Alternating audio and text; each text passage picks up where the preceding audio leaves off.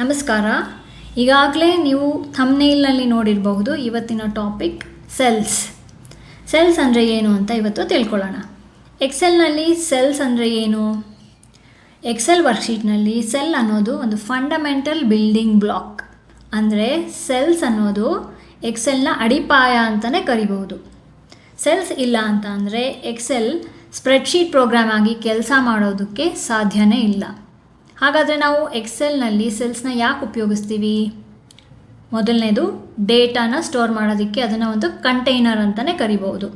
ಆ ಕಂಟೈನರ್ನಲ್ಲಿ ನಾವು ಇನ್ಫಾರ್ಮೇಷನ್ ಅಥವಾ ಡೇಟಾನ ಸ್ಟೋರ್ ಮಾಡೋದಕ್ಕೆ ಯೂಸ್ ಮಾಡ್ತೀವಿ.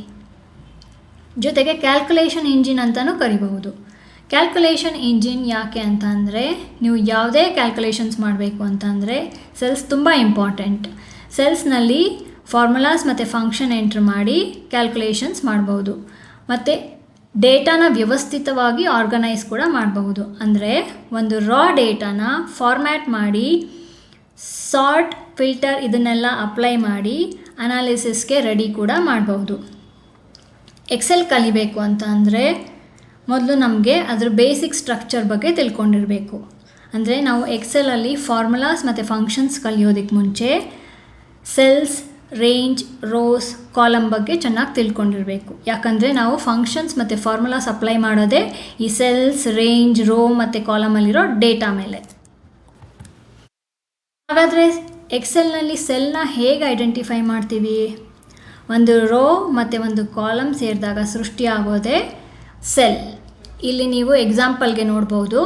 ಇಲ್ಲಿ ಎ ಕಾಲಮ್ ಹೈಲೈಟ್ ಆಗಿದೆ. ನೀವು ಸ್ಕ್ರೀನ್ ಮೇಲೆ ನೋಡ್ಬೋದು. ಎ ಕಾಲಮ್ ಅನ್ನೋದು ಹೈಲೈಟ್ ಆಗಿದೆ. ಅದು ಎ ಕಾಲಮ್. 1 ಅನ್ನೋದು ಹೈಲೈಟ್ ಆಗಿದೆ. ನೀವು ಡಿಫ್ರೆನ್ಸ್ ನೋಡ್ಬೋದು. ಬಿ, ಸಿ, ಡಿ ಇದೆಲ್ಲ ಸ್ವಲ್ಪ ಲೈಟರ್ ಶೇಡ್ ಇದೆ. ಎ ಅನ್ನೋದು ಸ್ವಲ್ಪ ಡಾರ್ಕರ್ ಶೇಡ್ ಇದೆ.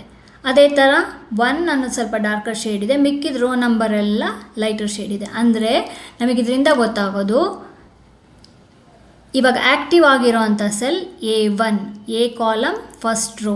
ಆ ಆ್ಯಕ್ಟಿವ್ ಆಗಿರೋ ಸೆಲ್ನ ಅಡ್ರೆಸ್ ಏನಿದೆ ನೇಮ್ ಬಾಕ್ಸಲ್ಲಿ ಕಾಣಿಸ್ತಾ ಇದೆ. ಸಪೋಸ್ ನಾನು ಎಲ್ಲಾದರೂ ಒಂದು ಕಡೆ ರ್ಯಾಂಡಮ್ ಆಗಿ ಎಕ್ಸೆಲ್ ಶೀಟ್ ಮೇಲೆ ಕ್ಲಿಕ್ ಮಾಡಿದೆ ಅಂತ ಅಂದ್ಕೊಳ್ಳಿ. ಅದು ಆ್ಯಕ್ಟಿವ್ ಸೆಲ್ ಅಂತ ಅನಿಸ್ಕೊಳುತ್ತೆ. ಆ ಆ್ಯಕ್ಟಿವ್ ಸೆಲ್ನ ಅಡ್ರೆಸ್ H9. ನಾನಿವಾಗ ಕ್ಲಿಕ್ ಮಾಡಿರೋ ಅಂಥ ಆ್ಯಕ್ಟಿವ್ ಸೆಲ್ ಏನಿದೆ ಅದು H9. ಅದು ಹೇಗೆ ಗೊತ್ತಾಗುತ್ತೆ ಅಂದರೆ, ಹೆಚ್ ಕಾಲಮ್ ಹೈಲೈಟ್ ಆಗಿದೆ ನೋಡಿ. ಈ ಹೆಚ್ ಕಾಲಮ್ ಮತ್ತು 9th ರೋ ಎರಡು ಸೇರಿದಾಗ ಅಲ್ಲಿ ಸಿಗೋ ಅಂಥ ಸೆಲ್ H9. ಅದರ ಅಡ್ರೆಸ್ ನಮಗೆ ಇಲ್ಲಿ ನೇಮ್ ಬಾಕ್ಸಲ್ಲಿ ಕಾಣಿಸುತ್ತೆ. ಇನ್ನೂ ಒಂದು ವಿಷಯ ಏನಂದರೆ, ನಾನು ಇಲ್ಲಿ ನೇಮ್ ಬಾಕ್ಸಲ್ಲಿ ಕ್ಲಿಕ್ ಮಾಡಿ ಯಾವುದಾದ್ರೂ ಒಂದು ಸೆಲ್ ಅಡ್ರೆಸ್ನ ಟೈಪ್ ಮಾಡಿದೆ ಅಂದರೆ ಆಟೋಮ್ಯಾಟಿಕ್ ಆ ಸೆಲ್ ಹೈಲೈಟ್ ಆಗುತ್ತೆ. ಸಪೋಸ್ ನಾನಿವಾಗ M100 ಅಂತ ಟೈಪ್ ಮಾಡ್ತೀನಿ. ಎಂಟರ್ ಕೀ ಪ್ರೆಸ್ ಮಾಡಿದ ತಕ್ಷಣ ನೀವು ನೋಡ್ಬೋದು ಆಟೋಮೆಟಿಕ್ಕಾಗಿ M100 ಅನ್ನೋ ಸೆಲ್ ಏನಿದೆ M ಕಾಲಮಲ್ಲಿರೋ 100th ಸೆಲ್ ಏನಿದೆ ಇಲ್ಲಿ ಅದು ಹೈಲೈಟ್ ಆಗಿದೆ. ಇಲ್ಲಿ ನೋಡ್ಬೋದು ಅದು ಆ್ಯಕ್ಟಿವ್ ಆಗಿದೆ. ಆ ಆ್ಯಕ್ಟಿವ್ ಸೆಲ್ಲಲ್ಲಿ ನಾನು ಎಂಟ್ರಿ ಮಾಡ್ಬೋದು. ಆ್ಯಕ್ಟಿವ್ ಸೆಲ್ ಅಂತ ಹೆಂಗೆ ಗೊತ್ತಾಗುತ್ತೆ ಅಂದರೆ, ಅದು ಸುತ್ತ ಒಂದು ಥಿಕ್ ಬಾರ್ಡರ್ ಕ್ರಿಯೇಟ್ ಆಗುತ್ತೆ. ಮತ್ತು ಅದಕ್ಕೆ ರಿಲೇಟ್ ಆಗಿರೋ ಅಂಥ ಕಾಲಮ್ ಮತ್ತು row number, column name M ಮತ್ತು ರೋ ನಂಬರ್ ಇಲ್ಲಿ ನೋಡ್ಬೋದು 100, ಅದು ಹೈಲೈಟ್ ಆಗುತ್ತೆ. ಅದೇ ಥರ ನಮಗೆ ಇಲ್ಲಿ ಈ ಒಂದೊಂದು ಸ್ಪ್ರೆಡ್ಶೀಟಲ್ಲೂ ಆಲ್ಮೋಸ್ಟ್ 17 ಬಿಲಿಯನ್ಗಿಂತ ಜಾಸ್ತಿ ಸೆಲ್ಸ್ ಇದೆ. ಆ ಪ್ರತಿಯೊಂದು ಸೆಲ್ಸ್ಗೂ ಅದರದ್ದೇ ಆದ ಯುನೀಕ್ ಅಡ್ರೆಸ್ ಇದೆ. ಆ ಯುನೀಕ್ ಅಡ್ರೆಸ್ ಹೇಗೆ ಫಾರ್ಮ್ ಆಗುತ್ತೆ ಅಂತಂದರೆ, ಅದು ಸಂಬಂಧಪಟ್ಟ ಕಾಲಮ್ ಮತ್ತು ರೋ ಇಂದ. ನಾವಿಲ್ಲಿ ನೋಡ್ಬೋದು ಈ ಶೀಟಲ್ಲಿ ಎ ಅನ್ನೋದು ಫಸ್ಟ್ ಕಾಲಮ್ ಆದರೆ ಕೊನೆ ಕಾಲಮ್ ಏನಿದೆ ಅದು XFD. ಎ ಇಂದ XFD ವರ್ಗ ನಮಗೆ ಟೋಟಲ್ 16,384 ಕಾಲಮ್ಸ್ ಸಿಗುತ್ತೆ. ಅದೇ ಥರ ರೋ 1 ಇಂದ ನೀವಿಲ್ಲಿ ನೋಡ್ಬೋದು ಕೊನೆ ರೋ ಏನಿದೆ ಅದು ರೋ ನಂಬರ್ 10,48,576 ರೋಸ್ ಇದೆ. ಸೊ ಆ ಪ್ರತಿಯೊಂದು ಕಾಲಮ್ ಮತ್ತು ಪ್ರತಿಯೊಂದು ರೋ ಸೇರಿದಾಗ ನಮಗೆ ಟೋಟಲ್ ಈ ಶೀಟಿನಲ್ಲಿ ಸಿಗೋದು 17 ಬಿಲಿಯನ್ಗಿಂತ ಹೆಚ್ಚಿಗೆ ಸೆಲ್ಸ್. ಅಷ್ಟು 17 ಬಿಲಿಯನ್ ಪ್ಲಸ್ ಸೆಲ್ಸ್ ಏನಿದೆ ಆ ಪ್ರತಿಯೊಂದು ಸೆಲ್ಸ್ಗೂ ಅದರದ್ದೇ ಆದ ಅಡ್ರೆಸ್ ಇದೆ. ಇವಾಗ ನೀವು ನೋಡ್ಬೋದು ಇಲ್ಲಿ ಹೈಲೈಟ್ ಆಗಿರೋದು ಕೊನೆ ರೋ ಎ ಕಾಲಮ್, ಅದ್ರ ಅಡ್ರೆಸ್ ಕೂಡ ಇಲ್ಲಿ ಡಿಸ್ಪ್ಲೇ ಆಗುತ್ತೆ. ಯಾವುದೇ ಸೆಲ್ಗೂ ಪ್ರತಿಯೊಂದು ಸೆಲ್ಗೂ ಅದರದ್ದೇ ಆದ ಯುನೀಕ್ ಅಡ್ರೆಸ್ ಇದೆ. 2 ಸೆಲ್ಗೆ ಒಂದೇ ಅಡ್ರೆಸ್ ಎಲ್ಲೂ ಸಿಗೋದಿಲ್ಲ ನಿಮಗೆ. ಅದೇ ಥರ ಯಾವುದೇ ಶೀಟ್ಗೆ ಹೋದ್ರೂ ನಿಮ್ಗೆ ಅಷ್ಟೇ ಕಾಲಮ್ಸ್, ಅಷ್ಟೇ ರೋಸ್, ಅಷ್ಟೇ ಸೆಲ್ಸ್ ಕಾಣಿಸುತ್ತೆ. ಅಂದರೆ ಎ ಇಂದ XFD ವರ್ಗ ಟೋಟಲ್ 16,384 ಕಾಲಮ್ಸ್, ಜೊತೆಗೆ 1 ಇಂದ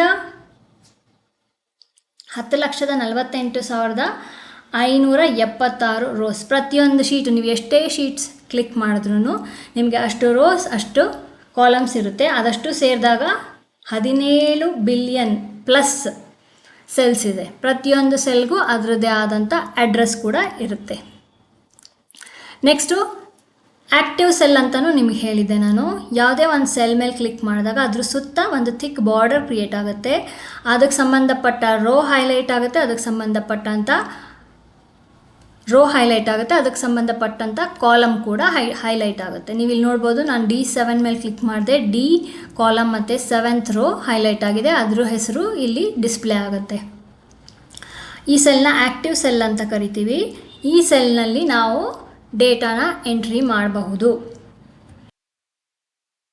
ಡೇಟಾನ ಯಾವ್ಯಾವ ಥರ ಎಂಟ್ರಿ ಮಾಡಬಹುದು ಅಂತ ಮೊದಲು ತಿಳ್ಕೊಬೇಕು. ನಾವು ಯಾವ್ಯಾವ ಥರ ಡೇಟಾ ಟೈಪ್ಸ್ ಅಂದರೆ ಯಾವ ನಂಬರ್, ಟೆಕ್ಸ್ಟ್ ಇದನ್ನೆಲ್ಲ ಎಂಟ್ರಿ ಮಾಡಬೇಕು ಅಂತ ಅಂದರೆ ಯಾವ್ಯಾವ ಥರ ಡೇಟಾನ ಎಂಟ್ರಿ ಮಾಡ್ಬೋದು ಅಂತ ಮೊದಲು ತಿಳ್ಕೊಬೇಕು. ಅದನ್ನು ತಿಳ್ಕೊಳ್ಳೋದಕ್ಕೆ ನಾನಿಲ್ಲಿ ಆಲ್ರೆಡಿ ಒಂದು ಟೇಬಲ್ ಕ್ರಿಯೇಟ್ ಮಾಡಿದ್ದೀನಿ. ಸೆಲ್ ಡೇಟಾ ಟೈಪ್ಸ್ ಅನ್ನೋ ಶೀಟಲ್ಲಿ ನೀವು ಇಲ್ಲಿ ನೋಡ್ಬೋದು ಯಾವ್ಯಾವ ಥರ ಡೇಟಾನ ನಾವು ಎಂಟ್ರಿ ಮಾಡ್ಬೋದು ಅಂತ. ಒಂದು ಟೆಕ್ಸ್ಟ್ ಡೇಟಾ, ನ್ಯೂಮರಿಕ್ ಡೇಟಾ, ಅದಾದಮೇಲೆ ಫಾರ್ಮುಲಾಸು, ಇದು ಬೂಲಿಯನ್ ಟ್ರೂ ಆರ್ ಫಾಲ್ಸ್, ಅದಾದಮೇಲೆ ಎರರ್. ಫಸ್ಟು ನೀವು ನೋಡ್ಬೋದು ಟೆಕ್ಸ್ಟ್ ಡೇಟಾ ಅಂದರೆ ಅದರಲ್ಲಿ ಆಲ್ಫಾಬೆಟ್ಸ್ ಇರುತ್ತೆ. ನೀವು ಎಷ್ಟೇ ನಂಬರ್ ಎಂಟ್ರ್ ಮಾಡಿದ್ರೂ ಪರವಾಗಿಲ್ಲ, ಅದ್ರ ಜೊತೆಗೆ ಒಂದು ಆಲ್ಫಾಬೆಟ್ ಎಂಟ್ರ್ ಮಾಡಿದ್ರಿ ಅಂತಂದರೆ ಅದನ್ನು ಟೆಕ್ಸ್ಟ್ ಅಂತಲೇ ಕನ್ಸಿಡರ್ ಮಾಡುತ್ತೆ. ಇದು ಸಿಂಗಲ್ ವರ್ಡ್ ಆಗಿರ್ಬೋದು, ಹೆಸರು ಆಗಿರ್ಬೋದು, ಮೇಲ್ ID ಆಗಿರ್ಬೋದು, ಅಥವಾ ಎಂಪ್ಲಾಯಿ ನಂಬರ್ ಆಗಿರ್ಬೋದು, ಅಥವಾ ಏನಾದರೂ ಒಂದು ಜಂಕ್ ವ್ಯಾಲ್ಯೂ ಆಗಿರ್ಬೋದು, ಅಥವಾ ಕಾಮಾ ಸೆಪರೇಟೆಡ್ ವ್ಯಾಲ್ಯೂಸ್ ಆಗಿರ್ಬೋದು, ಅಥವಾ ಅಡ್ರೆಸ್ ಆಗಿರ್ಬೋದು. ಇದನ್ನೆಲ್ಲ ಟೆಕ್ಸ್ಟ್ ಡೇಟಾ ಅಂತ ಕರಿತೀವಿ. ಅದಾದಮೇಲೆ ಇಲ್ಲಿ ನೋಡ್ಬೋದು ನೀವು ನ್ಯೂಮರಿಕ್ ಡೇಟಾ ಅಂದರೆ ನಂಬರ್ಸ್ ಇದು ಒಂದು ಹೋಲ್ ನಂಬರ್ ಆಗಿರ್ಬೋದು, ಡೆಸಿಮಲ್ ಆಗಿರ್ಬೋದು, ಕರೆನ್ಸಿ ಆಗಿರ್ಬೋದು, ಫೋನ್ ನಂಬರ್ ಆಗಿರ್ಬೋದು, ಪರ್ಸೆಂಟೇಜ್ ಆಗಿರ್ಬೋದು, ಡೇಟ್ಸ್, ಇದಿಷ್ಟನ್ನ ನ್ಯೂಮರಿಕ್ ಡೇಟಾ ಅಂತ ಕರಿತೀವಿ. ನೆಕ್ಸ್ಟ್ ಬರೋದೇ ಫಾರ್ಮುಲಾ.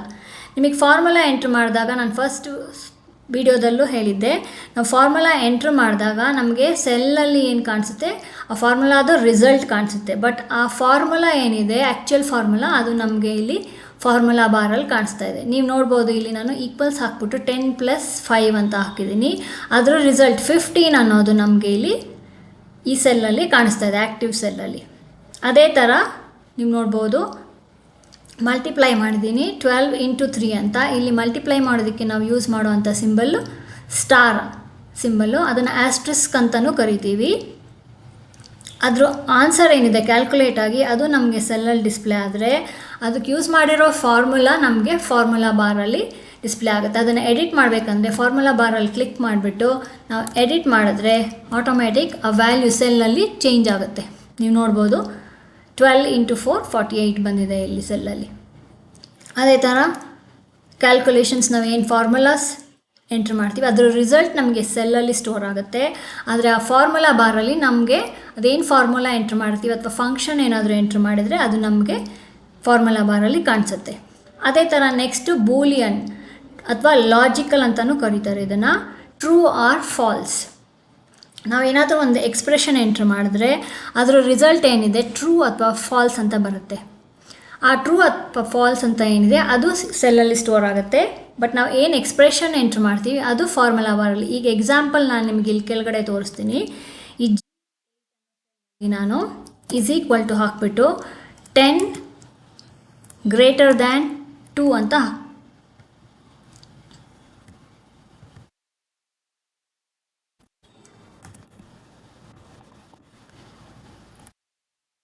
ಇಲ್ಲಿ ಒಂದು ಎಕ್ಸ್ಪ್ರೆಷನ್ ಎಂಟ್ರಿ ಮಾಡಿದೆ, ಲಾಜಿಕಲ್ ಎಕ್ಸ್ಪ್ರೆಷನ್ ಅಂತಾರೆ ಇದನ್ನು. 10 ಗ್ರೇಟರ್ ದ್ಯಾನ್ 2ನ ಅಂತ ಕೇಳ್ತಾ ಇದ್ದೀನಿ ನಾನಿಲ್ಲಿ. ಈಸ್ ಈಕ್ವಲ್ ಟು ಅನ್ನೋದು ಇಲ್ಲಿ ಇಂಡಿಕೇಟ್ ಮಾಡೋದು ಫಾರ್ಮುಲಾ ಬಾರಲ್ಲಿ ನಾವು ಫಾರ್ಮುಲಾ ಎಂಟ್ರ್ ಮಾಡ್ತಿದ್ದೀವಿ ಇಲ್ಲ ಫಂಕ್ಷನ್ ಎಂಟ್ರ್ ಮಾಡ್ತಿದ್ದೀವಿ ಅಂತ. ಅದಾದಮೇಲೆ ಏನು ಬರುತ್ತೆ, ಈಸ್ ಈಕ್ವಲ್ ಟು ಆದಮೇಲೆ ಅದು ಐದರ್ ಫಂಕ್ಷನ್ ಆಗಿರುತ್ತೆ ಇಲ್ಲ ಒಂದು ಅರ್ಥಮೆಟಿಕ್ ಎಕ್ಸ್ಪ್ರೆಷನ್ ಆಗಿರುತ್ತೆ. ನಾನು ಇಲ್ಲಿ ಎಂಟ್ರ್ ಮಾಡಿರೋವಂಥ ಒಂದು ಲಾಜಿಕಲ್ ಎಕ್ಸ್ಪ್ರೆಷನ್ ಏನಿದೆ ಅದು 10 ಗ್ರೇಟರ್ ದ್ಯಾನ್.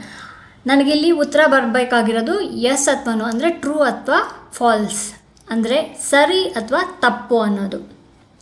ಇಲ್ಲೇನಿದೆ 10 ಗ್ರೇಟರ್ ದ್ಯಾನ್ 2 ಅದು ಟ್ರೂ ಆಗಿರೋದ್ರಿಂದ ನಾವು ಎಂಟರ್ ಕೀ ಪ್ರೆಸ್ ಮಾಡಿದ ತಕ್ಷಣ ಇಲ್ಲಿ ನಿಮಗೆ ಟ್ರೂ ಅಂತ ಬರುತ್ತೆ. ನಮಗೆ ಆನ್ಸರ್ ಏನಿದೆ ಅದು ಟ್ರೂ ಅಂತ ಈ ಸೆಲ್ಲಲ್ಲಿ ಸ್ಟೋರ್ ಆಗುತ್ತೆ. ಬಟ್ ಅದಕ್ಕೆ ಯೂಸ್ ಮಾಡಿರೋಂಥ ಎಕ್ಸ್ಪ್ರೆಷನ್ ನಮಗೆ ಇಲ್ಲಿ ಫಾರ್ಮುಲಾ ಬಾರಲ್ಲಿ ತೋರಿಸುತ್ತೆ. ಅದೇ ಥರ ನಾನಿಲ್ಲಿ ಈಸ್ ಈಕ್ವಲ್ ಟು ಹಾಕಿಬಿಟ್ಟು 10 ಲೆಸ್ ದ್ಯಾನ್ 2 ಅಂದರೆ 10 2ಗಿಂತ ಕಮ್ಮಿನಾ ಅಂತ ಕೇಳ್ತಾ ಇದ್ದೀನಿ. ಈ ಎಕ್ಸ್ಪ್ರೆಷನ್ಗೆ ಐದರ್ ಟ್ರೂ ಅಂತ ಬರಬೇಕು ಇಲ್ಲ ಫಾಲ್ಸ್ ಅಂತ ಬರಬೇಕು. ಅಂದರೆ 10 ಐದರ್ 2ಗಿಂತ ಕಮ್ಮಿ ಇರಬೇಕು ಇಲ್ಲ ಜಾಸ್ತಿ ಇರಬೇಕು. ಅದರಲ್ಲಿ ಅದು ಬಿಟ್ಟು ಬೇರೆ ಯಾವುದು ಆಗೋದಕ್ಕೆ ಸಾಧ್ಯ ಇಲ್ಲ. ಐದರ್ ಟ್ರೂ ಆರ್ ಫಾಲ್ಸ್. ನಾನು ಎಂಟರ್ ಕೀ ಪ್ರೆಸ್ ಮಾಡಿದ ತಕ್ಷಣ ನನಗೆ ಇಲ್ಲಿ ಫಾಲ್ಸ್ ಅಂತ ಬರುತ್ತೆ. ಯಾಕಂದರೆ ಈ ಸ್ಟೇಟ್ಮೆಂಟ್ ನಾನು ಏನೇನು ಎಂಟ್ರ್ ಮಾಡಿದ್ದೀನಿ ಎಕ್ಸ್ಪ್ರೆಷನ್ ಅದು ತಪ್ಪು. ಅಂದರೆ ಬೂಲಿಯನ್ನಲ್ಲಿ ನಮಗೆ ಐದರ್ ತಪ್ಪು ಅಂತ ಇರಬೇಕು ಇಲ್ಲ ಸರಿ ಅಂತ ಇರಬೇಕು. ಅದು ಬಿಟ್ಟು ಬೇರೆ ಯಾವುದೂ ಬರೋಕ್ಕೆ ಸಾಧ್ಯ ಇಲ್ಲ. Next error. ಎರರ್ನ ನಾನು ನಿಮಗೆ ಡೀಟೇಲಾಗಿ ಎರರ್ ಹ್ಯಾಂಡ್ಲಿಂಗ್ ಅಲ್ಲಿ ಏನು ಟೀಚ್ ಮಾಡ್ತೀನಿ ಆವಾಗ ಹೇಳ್ತೀನಿ. ಇವಾಗ ಎಕ್ಸಾಂಪಲ್ಗೆ ನನಗೆ ಇಲ್ಲಿ ಹ್ಯಾಶ್ ಡಿವ್ ಎರರ್ ತೋರಿಸ್ತಾ ಇದೆ.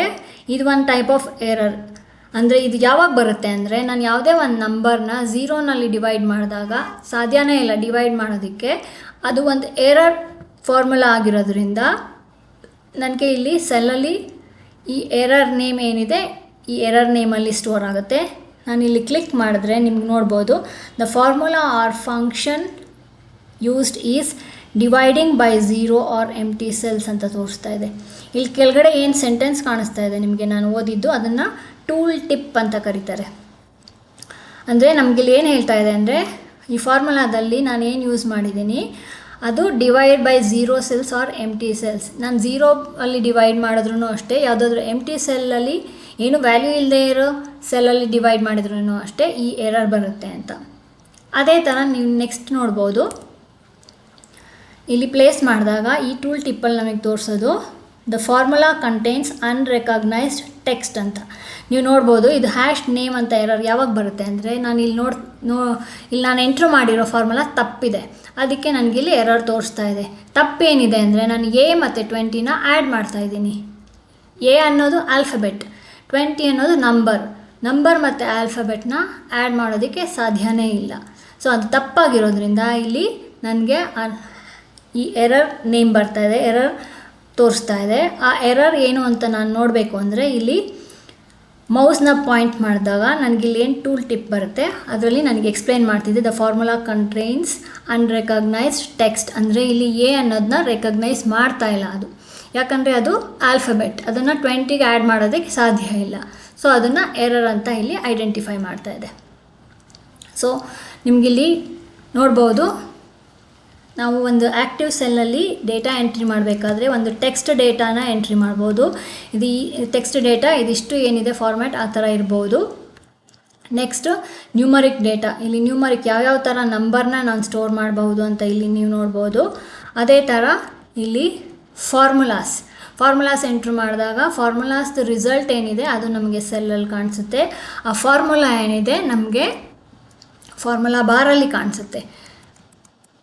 ಅದೇ ಥರ ನೆಕ್ಸ್ಟ್ ನಮಗೆ ಬೂಲಿಯನ್ ಟ್ರೂ ಆರ್ ಫಾಲ್ಸ್. ಒಂದು ಎಕ್ಸ್ಪ್ರೆಷನ್ ಸರಿನೋ ತಪ್ಪು ಅಂತ ನಾವು ಚೆಕ್ ಮಾಡಬೇಕು ಅಂದರೆ ಬೂಲಿಯನ್ ಎಕ್ಸ್ಪ್ರೆಷನ್ಸ್ ಯೂಸ್ ಮಾಡ್ತೀವಿ. ಅದರ ರಿಸಲ್ಟ್ ನಮಗೆ ಟ್ರೂ ಅಥವಾ ಫಾಲ್ಸ್ ಅಂತ ಬರುತ್ತೆ. ನೆಕ್ಸ್ಟ್ ಅದಾದಮೇಲೆ ನಾವೇನಾದರೂ ಮಿಸ್ಟೇಕ್ಸ್ ಮಾಡಿದಾಗ ಫಂಕ್ಷನ್ ಅಥವಾ ಫಾರ್ಮುಲಾದಲ್ಲಿ ಅದನ್ನು ಎರರ್ ಮೂಲಕ ಸ್ಟೋರ್ ಮಾಡುತ್ತೆ. ಇಲ್ಲಿ ಎರರ್ ಏನು ಅಂತ ಚೆಕ್ ಮಾಡೋದಕ್ಕೆ ನಾವಿಲ್ಲಿ ಪ್ಲೇಸ್ ಮಾಡಿದಾಗ ಇಲ್ಲಿ ಟೂಲ್ ಟಿಪ್ನ ಸಹಾಯದಿಂದ ನಾವು ಏನು ಮಿಸ್ಟೇಕ್ ಆಗಿದೆ ಅಂತ ಚೆಕ್ ಮಾಡ್ಕೋಬೋದು. ಬಟ್ ಆ ಎರರ್ ಬಂದಿರೋ ಫಾರ್ಮುಲಾ ಏನಿದೆ ಅದು ಫಾರ್ಮುಲಾ ಬಾರಲ್ಲಿ ಕಾಣಿಸುತ್ತೆ. ಇವತ್ತಿಗೆ ಈ ವಿಡಿಯೋನ ಇಲ್ಲಿಗೆ ಮುಗಿಸ್ತಾ ಇದ್ದೀನಿ. ಇನ್ನಷ್ಟು ಸೆಲ್ಸ್ ಬಗ್ಗೆ ತಿಳ್ಕೊಳ್ಳೋದಕ್ಕೆ ನೆಕ್ಸ್ಟ್ ವಿಡಿಯೋಗೆ ವೆಯ್ಟ್ ಮಾಡಿ.